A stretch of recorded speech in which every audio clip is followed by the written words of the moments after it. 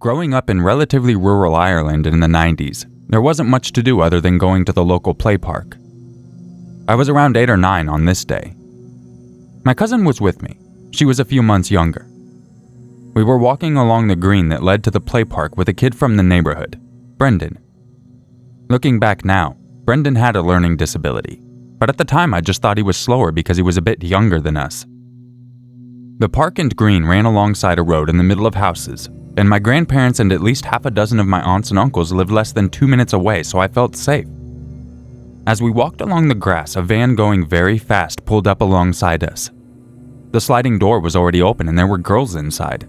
I'd say around 18 years old, and they had forced grins on their faces. I stopped dead in my tracks. I had this sinking gut feeling. All the things my mother had told me about kidnappings were going off like alarm bells in my head. One of the girls asked, "Do you need a lift into the village?" My cousin and I looked at each other. I could feel she was scared. We started to back away, but she continued to coerce us. "It's okay. I think I know your sister. I'm going to meet her now. Hop in and we'll take you. She told us to pick you all up." I turned around and ran. She was so weird and frightening, and her attempt to act casual was disturbing. I looked around and Brendan was standing just out of arm's length from them as she spoke to him, urging him to get in. I said, "Brendan, don't go with them. Come with us." The girls heard his name and started saying, "Brendan, no, come with us. We'll take you to your mommy's house, Brendan." After a minute of deliberation from Brendan, another car came from around the bend, and the van sped off fast. I've always wondered who the hell those girls were. Why were they so young themselves? Who was driving the van? Would Brendan have gotten in with them? What if one of us was alone in that moment? And why were they doing this in some tiny random village in a housing estate in the middle of the day?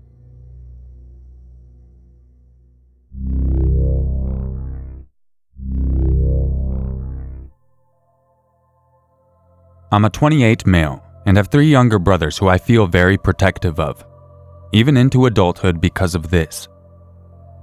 We were all in elementary school and we would often play in the park behind our house or in the front yard with a neighbor family. They couldn't play with us that day, so we were by ourselves in the front yard. It must have been late afternoon or dusk. We were messing around in front of the porch when suddenly a beat-up old light-colored pickup out of nowhere rolls up in front of our house and parks on the sidewalk in front of our lawn. We are kind of shocked because this truck appeared so suddenly, so we stopped playing and watched what was going to happen. A man dressed like a lumberjack, wearing some flannel or checkered shirt, gets out and walks onto our lawn, making a beeline straight for my brothers and me.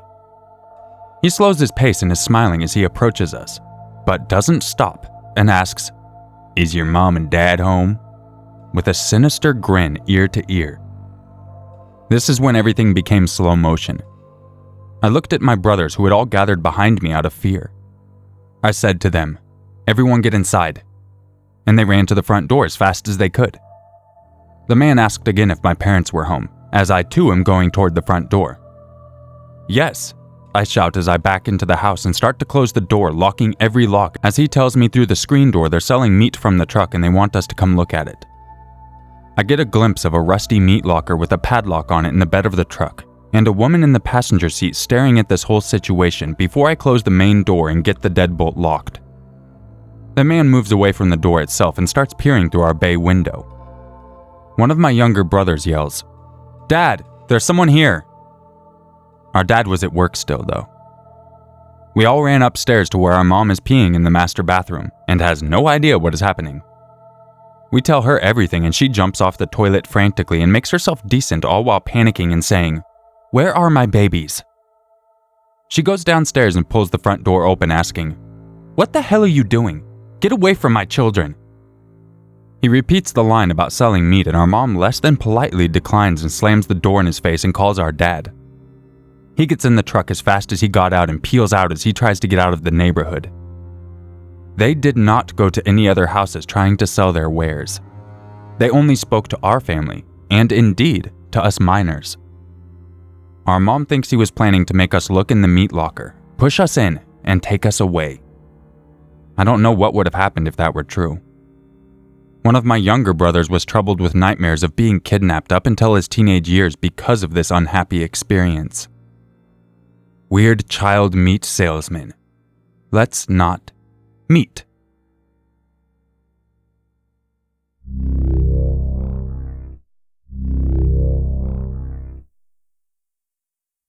I was about 15 when I got my first real job in West New York, New Jersey.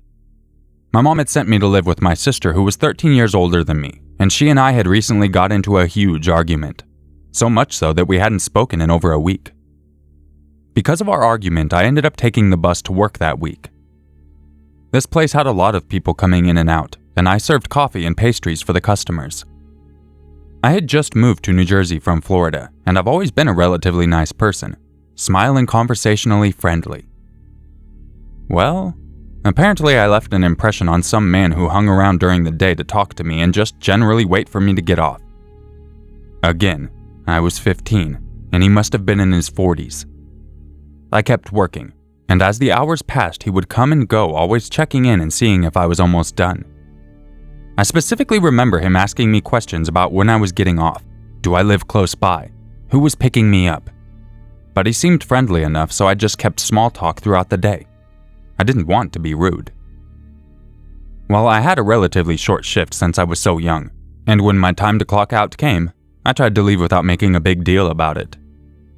This guy was keeping a really close eye on me and starts following me out of the establishment. He wants to accompany me to my bus. He wants to make sure I'm okay. He starts grabbing me by my arm and telling me to come with him.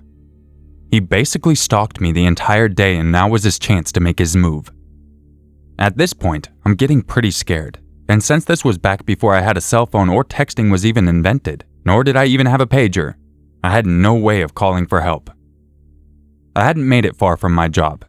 I was still in their parking lot, and like a bat out of hell, my sister came speeding into the parking lot, mad as hell. When she saw this guy pulling on me, she got even more mad. Of course, she yelled at me and said, "Get the fuck in the car." Then she proceeded to yell at the man who was very obviously trying to abduct me. He hauled ass, and when she got in the car, she started cursing expletives. "What the hell are you doing with him?" etc. I told her what happened, and she gave me the tightest hug, and we both started crying.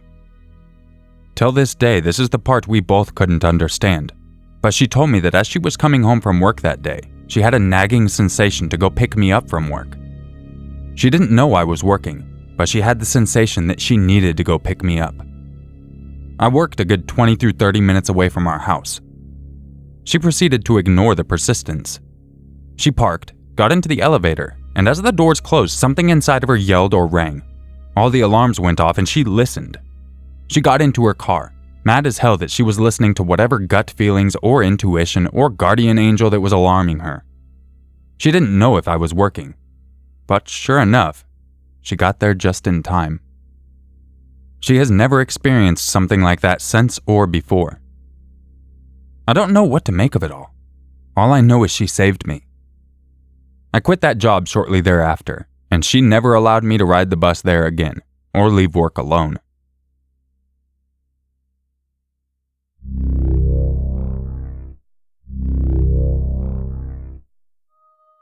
If you enjoyed this video, you know what to do.